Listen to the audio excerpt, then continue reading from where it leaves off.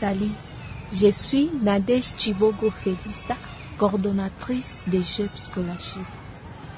Depuis 1991, le monde entier célèbre la Journée internationale de l'enfant africain chaque 16 juin.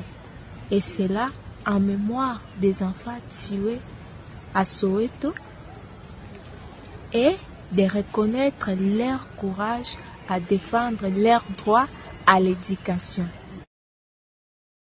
Aujourd'hui, cette journée est célébrée pour sensibiliser à la constante amélioration des conditions d'éducation des enfants vivant en Afrique. L'accès à l'éducation est un besoin qui existe encore et très exprimé en Afrique. D'après l'UNESCO, 258 millions d'enfants et de jeunes ne vont toujours pas à l'école. Moins de 40% des filles en Afrique subsaharienne achèvent leur scolarité secondaire. Qu'en est-il de la RDC?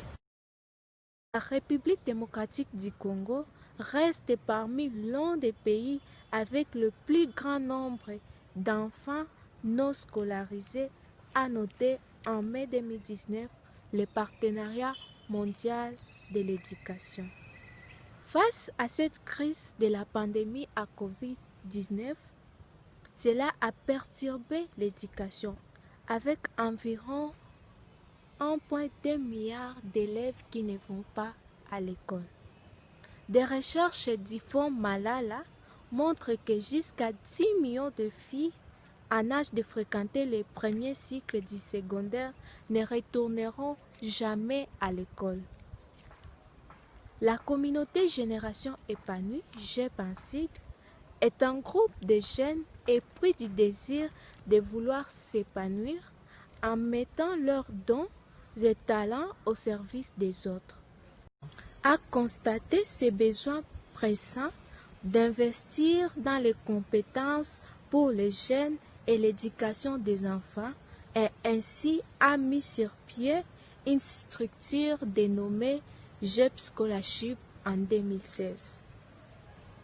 La mission de GEP Scholarship n'est rien d'autre que de contribuer à l'éducation des enfants dans les milieux ruraux de la RDC et des filles en particulier.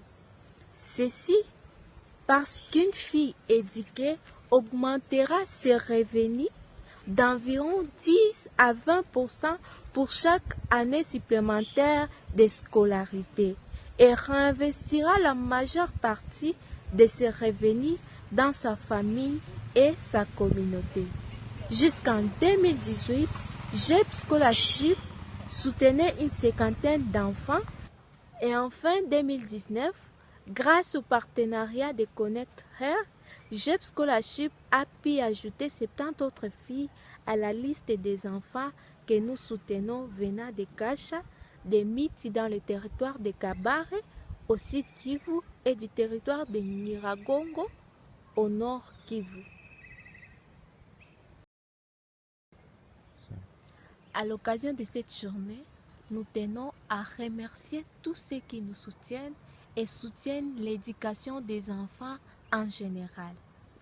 En même temps, lancer l'appel au gouvernement d'agir, surtout face à cette crise de l'éducation née de la pandémie à COVID-19.